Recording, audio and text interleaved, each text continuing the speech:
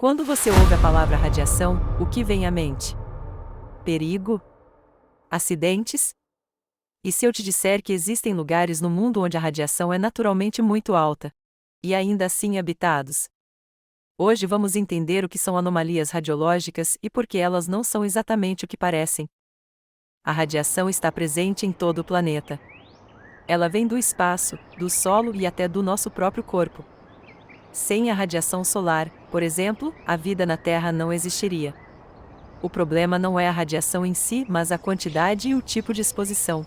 A radiação natural faz parte do ambiente em que vivemos e está presente muito antes da existência humana. Ela vem principalmente de três fontes: do espaço, raios cósmicos da Terra, elementos radioativos como urânio e tório no solo e nas rochas, e até do próprio corpo humano, que contém pequenas quantidades de substâncias radioativas. Um exemplo essencial é a radiação solar, sem a qual a vida na Terra não seria possível, pois fornece a energia necessária para processos como a fotossíntese.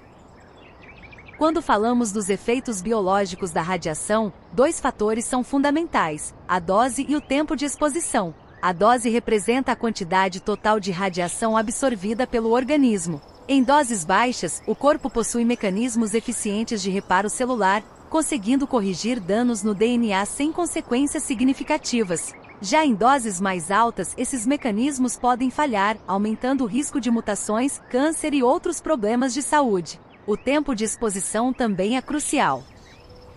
Uma mesma dose de radiação pode ter efeitos diferentes dependendo de como é recebida. Por exemplo, uma dose alta recebida em um curto período, exposição aguda, pode causar danos imediatos como queimaduras e síndrome aguda da radiação. Por outro lado, uma dose semelhante distribuída ao longo de muito tempo, exposição crônica, tende a permitir que o organismo se adapte e repare parte dos danos, reduzindo os efeitos imediatos, embora ainda possa aumentar o risco de efeitos a longo prazo, como o desenvolvimento de câncer. Portanto, os efeitos da radiação não dependem apenas da sua presença, mas principalmente de quanto e por quanto tempo o corpo é exposto. Esse equilíbrio entre dose e tempo é o que determina se a radiação será praticamente inofensiva, potencialmente útil, como em aplicações médicas, ou prejudicial à saúde.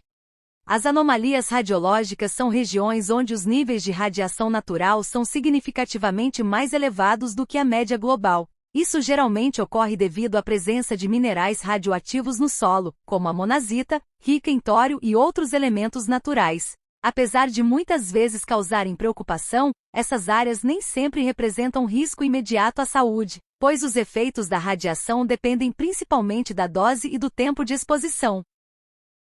Um exemplo bastante conhecido no Brasil é Guarapari. Algumas de suas praias possuem areias escuras ricas em monazita, o que resulta em níveis de radiação natural mais altos do que em outras regiões. Por décadas, esse fenômeno despertou curiosidade científica e até interesse turístico, com a crença popular de que essas areias teriam propriedades terapêuticas. Do ponto de vista científico, no entanto, o foco está em compreender os níveis de exposição e seus possíveis efeitos ao longo do tempo. No Brasil, o monitoramento dessas áreas é realizado pela Comissão Nacional de Energia Nuclear, NEM. Esse órgão é responsável por avaliar os níveis de radiação, estabelecer normas de segurança e garantir que a população não esteja exposta a riscos indevidos. Em locais como Guarapari, a NEM realiza medições periódicas, analisa a radiação ambiental e orienta sobre limites seguros de exposição, seguindo recomendações internacionais de proteção radiológica. Esses estudos mostram que, embora existam pontos específicos com níveis mais elevados, como algumas faixas de areia, a exposição média da população costuma permanecer dentro de limites considerados aceitáveis para a saúde. Ainda assim, o acompanhamento contínuo é essencial para garantir segurança e ampliar o conhecimento sobre os efeitos da radiação natural em seres humanos.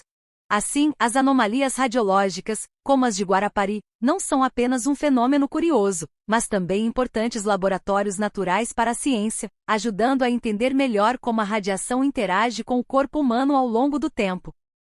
A cidade de Ramsar é um dos exemplos mais impressionantes de anomalia radiológica natural no mundo. Localizada às margens do Mar Cáspio, essa região apresenta níveis de radiação muito acima da média global, principalmente devido à presença de depósitos naturais de rádio no solo e em fontes termais. Esses materiais radioativos acabam se concentrando em sedimentos e, em alguns casos, são utilizados até na construção de casas, o que contribui para aumentar a exposição dos moradores.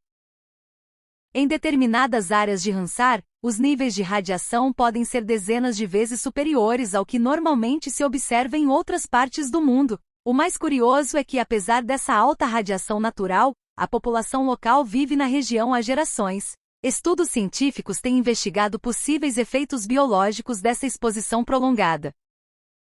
Até o momento, não há evidências claras e consistentes de aumentos significativos em problemas de saúde diretamente relacionados à radiação nessas populações, o que levanta discussões importantes sobre a capacidade de adaptação do organismo humano e os limites dos modelos tradicionais de risco.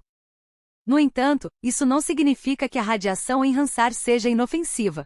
A interpretação desses dados exige cautela, pois fatores como o tamanho da população estudada, hábitos de vida e variabilidade genética podem influenciar os resultados.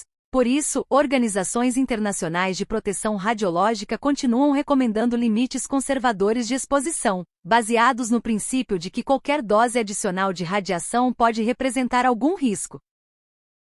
Ramsar, portanto, funciona como um verdadeiro laboratório natural, ajudando cientistas a compreender melhor os efeitos da radiação de longo prazo no corpo humano. Ao mesmo tempo, reforça uma ideia central na proteção radiológica. Os efeitos da radiação dependem não apenas da sua presença, mas da dose, do tempo de exposição e do contexto em que ocorre.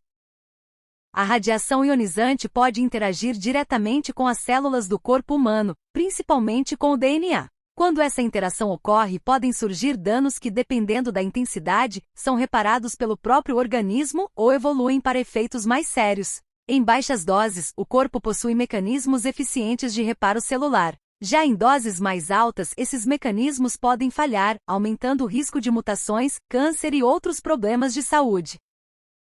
Os efeitos da radiação são geralmente divididos em dois tipos.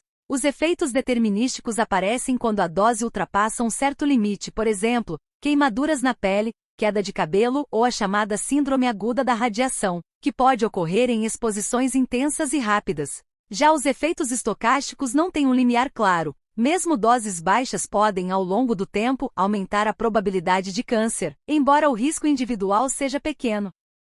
Casos reais ajudam a entender melhor esses efeitos. O acidente com o Césio 137 em Goiânia, em 1987, é um exemplo marcante de exposição significativa fora de um contexto nuclear industrial. Pessoas tiveram contato direto com material altamente radioativo, resultando em contaminação, sintomas agudos e, em alguns casos, morte. Já o desastre de Chernobyl, ligado ao Chernobyl Disaster, envolveu grandes liberações de material radioativo no ambiente, com impactos imediatos nos trabalhadores e efeitos de longo prazo em populações expostas. Apesar desses eventos, a forma como a radiação é retratada na cultura popular costuma exagerar seus efeitos. Em produções como Godzilla, a radiação aparece como algo capaz de criar mutações instantâneas e criaturas gigantes, algo que não tem base científica. Já séries como Chernobyl são mais realistas, mas ainda utilizam elementos dramáticos para intensificar a narrativa. Mitos versus realidade. Mito: qualquer quantidade de radiação é fatal. Realidade: estamos constantemente expostos à radiação natural, e em níveis baixos ela não causa efeitos perceptíveis.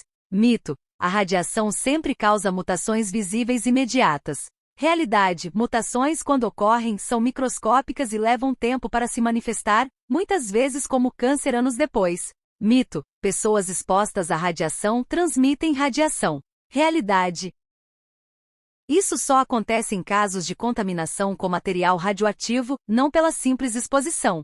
Mito: toda área com radiação é inabitável. Realidade: depende da dose e do tempo de exposição. Existem regiões com radiação natural elevada onde as pessoas vivem normalmente. No fim, a principal diferença entre a ficção e a realidade é que, na vida real, a radiação não é instantaneamente transformadora nem necessariamente catastrófica. Seus efeitos são graduais, dependem da dose e do contexto, e muitas vezes são invisíveis no curto prazo. Entender isso é essencial para substituir o medo por conhecimento e interpretar corretamente tanto os riscos quanto os benefícios dessa forma de energia. Se você chegou até aqui, já percebeu que a radiação é muito mais complexa do que parece, não é só perigo nem só benefício. Tudo depende da dose, do tempo de exposição e do contexto. Se esse conteúdo te ajudou a entender melhor um tema que muita gente ainda vê com medo ou desinformação, já deixa o seu like, se inscreve no canal e ativa o sininho para não perder os próximos vídeos. E claro, compartilha com alguém que também precisa ver isso. Você pode ajudar mais pessoas a enxergarem a ciência de forma simples e sem mitos. Nos vemos no próximo vídeo.